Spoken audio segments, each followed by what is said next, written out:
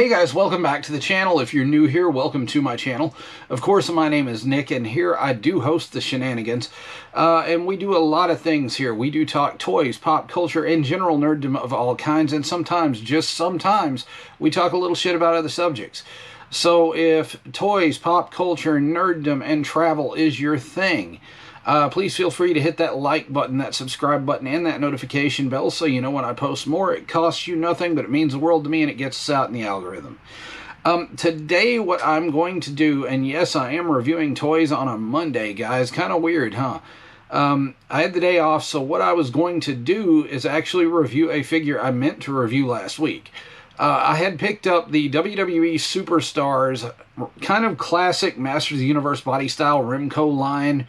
And it's Doink the Clown. Man, there is not enough Doink the Clown merchandise out there. If you don't know who Doink the Clown is, if you remember Matt Bourne, he played Doink the Clown as well as people like Big Josh in WCW.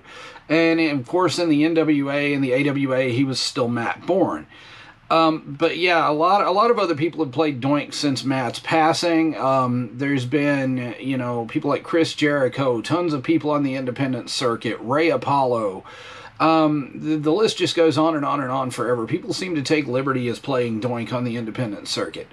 But anyway, Doink the Clown, often imitated but never duplicated.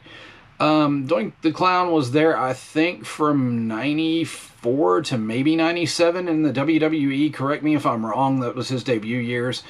And he came out as this heel clown. I'm not sure why they thought they needed a heel clown in WWE, but the gimmick ended up being pretty cool. And it did inspire a couple of other things. He did have the smaller dwarf character Doink that came out with him at times, things like that. He was just kind of a humor wrestler, kind of a jobber guy, and Doink the Clown was absolutely epic, man. The guy was humorous, he was scary, he was unnerving. I mean, the guy was great. And if you haven't watched any videos with Doink, I highly suggest you go back on YouTube, something like that, and pull up maybe some classic Doink matches. Because like I said, there is never enough Doink merchandise. This guy is nostalgia. What I'll do is I will go ahead, punch in, and we can take a look at this figure. And here we have the box for the WWE Superstars line, Doink the Clown. As you see here, it does show Doink really well in the package. These are a Masters of the Universe / Remco style figure. Pretty nostalgic all in all. You can see some retro art on the card there. Includes fabric gear.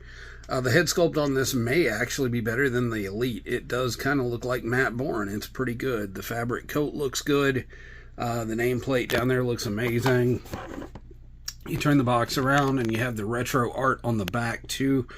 Doink the Clown, ha ha ha, ho ho ho, he he he, no laughing matter. You see here you got your Hulk Hogan, Andre the Giant, and Doink the Clown, the other characters in the wave. And you have all the legalese you can digest here, and the barcode, should you need it. Go ahead and pause.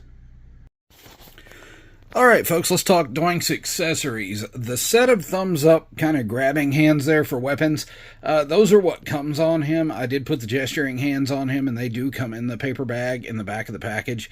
And here's a set of open hands. Other than that, unless you count the fabric entrance gear, those are the only accessories Doink has. Let's move on to the figure. Alright, so here we have Doink the Clown looking all whimsical and scary as he did back in the 90s. Of course, this is from Matt Bourne's portrayal of the character. If you look here, it does have a really, really nice fabric entrance coat, and these are the gesturing hands I was talking about. The colors on this guy are stupid vibrant, and they invoke the 90s really well. The Masters of the Universe body style is really cool for these. It does remind me of the old Remco figures from back in the day. And he does fit in with your Masterverse line really well if you need a clown for something, but I couldn't imagine why you would. But yeah, this guy does have the standard articulation for that body style, of course. It does have arms that can hit the T-pose, go all the way around. The head does have a good deal of side-to-side movement, can go all the way around as well. It does have the single-jointed elbow, the elbow swivel, the wrist rock, the wrist rotation, the waist rotation. It can hit the Doink splits, sorta.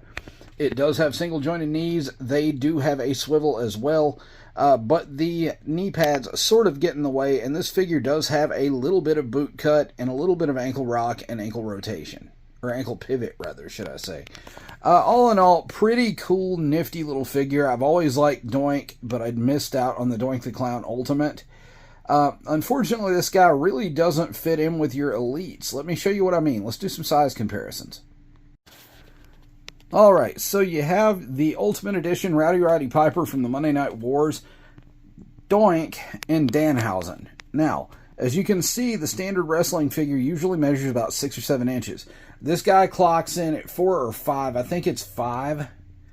And honestly, he does have the standard Masters of the Universe body. So, I mean, if you collect figures of that size and that shape in the WWE Superstars line especially, he does fit in with them, but he's not going to fit in really well with your other wrestling figures, as you can see here. Let's go to final thoughts.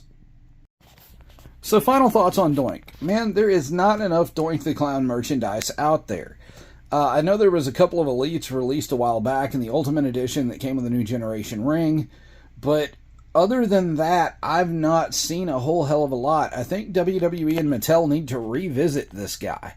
This figure is maybe an 8.5 to 9 out of 10 for me, just because he doesn't fit in with the other waves, but it is cool to have a Doink figure in the collection to represent the guy. Matt Bourne was phenomenal as this character, and a lot of other people have played this guy since then. And, I mean, I don't really have to mention who they are because Matt Bourne was the best at this job. Guys, thanks for hanging out with me today and reviewing the Mattel WWE Superstars line, Doink the Clown. It does put you in mind of the Master of the Universe line or the Remco line because it's on the similar body style. It just has a little bit different articulation, maybe a little more modernized. But man, there is not enough Doink the Clown merchandise out there for you wrestling fans. I'm telling you, if you were a fan of the era Doink was in, or the Attitude Era, the pre-Attitude Era, this figure does invoke a lot of nostalgia. This guy is epic. The colors are vibrant. It's cartoonish. I mean, it does invoke all the fun things about wrestling during that era. And it does represent the character really well. I mean, my final thoughts on this are going to be, it's a solid 8.5 to 9 out of 10 for me. Not because it's a bad figure, just because I don't have another damn thing in my collection that scales with it, except for a few Masters of the Universe. I mean, the guy doesn't scale with any of the wrestling figures I have. And that's a damn shame, but I feel like Mattel needs to revisit the WWE Legends line with a modernized Doink, because the last Doink we got was the Ultimate Edition that came with the Mattel WWE Superstars ring, and he is stupid expensive right now. So I'm not going to pay the reseller price for that. I'll just hang out and wait on another Elite. Guys, the channel is growing. We are at 3,160 subscribers now. So if you like the content and you like what you see here, and you've watched any of the other videos and you like them, I highly urge you to like, subscribe, and hit that notification bell so you know when I post more. We do have a lot more content coming down the pipe on this channel. I have Toy Hio in Girard, Ohio, coming up in June. It's going to be June the 15th. And I am also going to AEW Collision the same night. So there's going to be some footage from that, of course, on the channel. And who knows what we'll pick up at Toy Hio. We are actually going to film a hunt there. I've been allowed to do that. So keep watching. That's coming down the pipe soon. And, guys, I've got some other things going on. I do have Scarefest coming up. And I do have possibly another haunt coming up in Ohio. So I'm actually waiting on them to call right now, and we're going to film that close to October. So if any of those things are something you like or you want to see more of, let me know. Tell me in the comments below. Hit that like button, that subscribe button, and that notification bell. On that note, I'm going to punch out, and I will see you guys later.